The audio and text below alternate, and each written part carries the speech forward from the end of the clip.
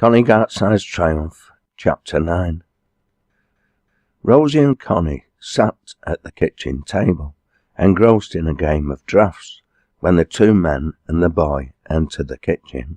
Connie's face lit up in a smile on seeing Mikey, as if the sun had suddenly emerged from behind a particularly thick, dark cloud. "Mikey Grimsditch, you look as frozen as an icicle," Elsie exclaimed. "Come here, lad, and get yourself by this fire." She gave a final poke to the coals and stood up. "What on earth have you been up to? You're shivering and turning blue." "I'm okay, Mrs. Gartside. Never mind you're okay. Just do as you're told for once." The lad sank down on his knees, holding his hands out towards the flames, now leaping halfway up the chimney. Titch rose from his own comfortable position on the flock mat and licked the lad's cheek in greeting. "Get off, you daft dog," Mikey retorted, although there was now a sparkle in his eyes, a sparkle, moreover, that was not the result of the bright fire or recent tears. Jed already had the kettle on, and Jack was adding tea to the large teapot. Elsie busied herself digging out crockery from the dresser. "Would you like some barking, Mikey?" she asked. "I'll get it, Mum." Connie swung round on her chair and leapt into action. At least, that was her intention. Instead, much to everybody's surprise, she took a dive and ended up full length on the floor on her side. Mikey was across to her and kneeling down beside her before anybody else had recovered, apart from Titch, who was marginally ahead. "Are you all right, Con?" She gazed up at him, a frown on her brow.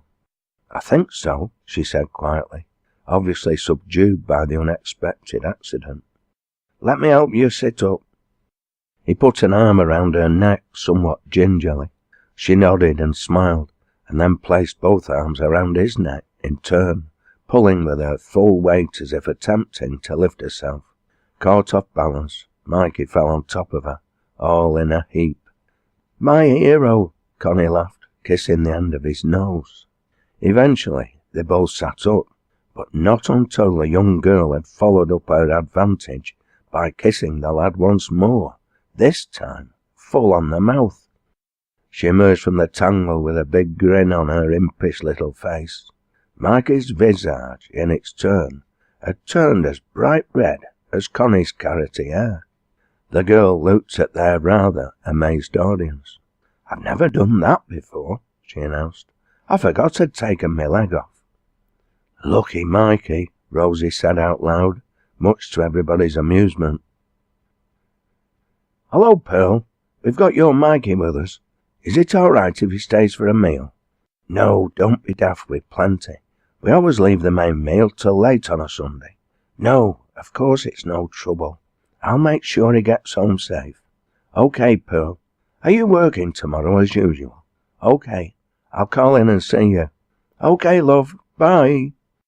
Elsie replaced the phone and turned, a smile on her face. "Right, that's all arranged. Now, why don't you kids go outside? It'll be dark soon, so make the most of it. I reckon the snow will have melted by tomorrow." She began to turn away and changed her mind.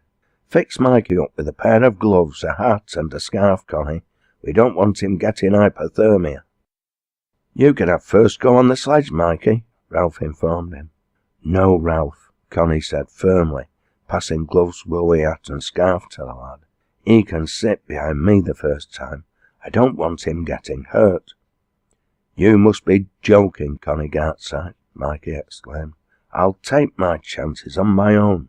Thank you very much." "Very sensible," Rosie agreed. The phone rang and Jed answered it. "Gartside Farm, Jed speaking." "Yes, of course. Just let me check." He put his hand over the receiver. "The Go Booze. Can you do bed and breakfast again, Elsie?" "Yes, I suppose so. But tell them I can't manage an evening meal, apart from a snack for supper."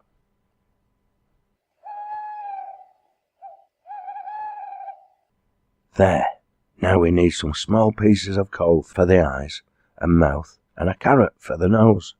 Rosie had just placed the 12-inch diameter snowball on top of the two much larger ones, thus completing the main structure of the snowman she and the two boys had carefully constructed. "I'll sort it," Ralph said, turning towards the gap in the dry stone wall, which would take him into the adjoining field, and from there into the farmyard. "Whee!" He turned at the sound of Connie's long-drawn-out, delighted squeal, just in time to see her hurtling down the hillside, leaning back on the sledge, her feet braced against the front bar. She was heading straight for the newly constructed figure at great speed. "No, Connie!" he shouted in serious alarm, knowing that the large compressed snowball he and Mikey had carefully rolled was fairly solid and would in effect be an immovable object. To his amazement, Connie evidently had grasped this scientific truth too, because, just as the sledge was about to hit, she rolled off the fast-moving vehicle into the soft snow lying thick in the field, as expertly as if she had been doing it all her life. The sledge, however, hit the intended target with great force, and, much to Rosie's annoyance, the whole structure shuddered, and the head fell off. She turned to give her friend a piece of her mind, only to discover that the younger girl remained sat in the snow, her clothes covered in the white stuff from top to toe, laughing uncontrollably. Ralph ran over, looking down at his youngest and favourite sister, shaking his head, partly in disbelief, partly in fear she had hurt herself, and partly in sheer astonishment at her audacity. He leant forward, holding his hands out to help her stand. "You're so crazy, Connie, it's unbelievable." She took his hands in hers and swung herself upright. "It's all your fault, Ralph," she reported gleefully. "You always insisted there was nothing I couldn't do if I put my mind to it." Meanwhile, both Rosie and Mikey were each rolling a snowball, ready to ambush their friends.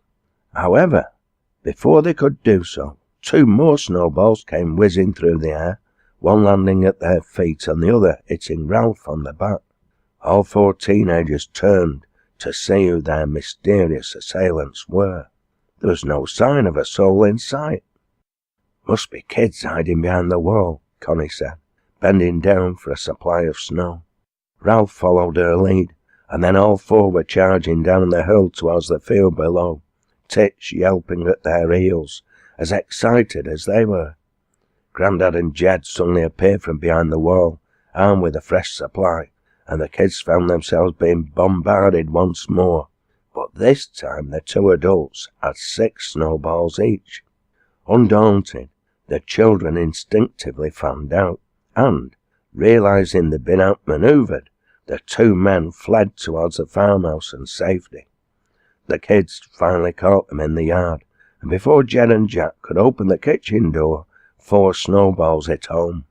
The snowball battle now began in earnest, and only ended when the two adults held their hands up in abject surrender.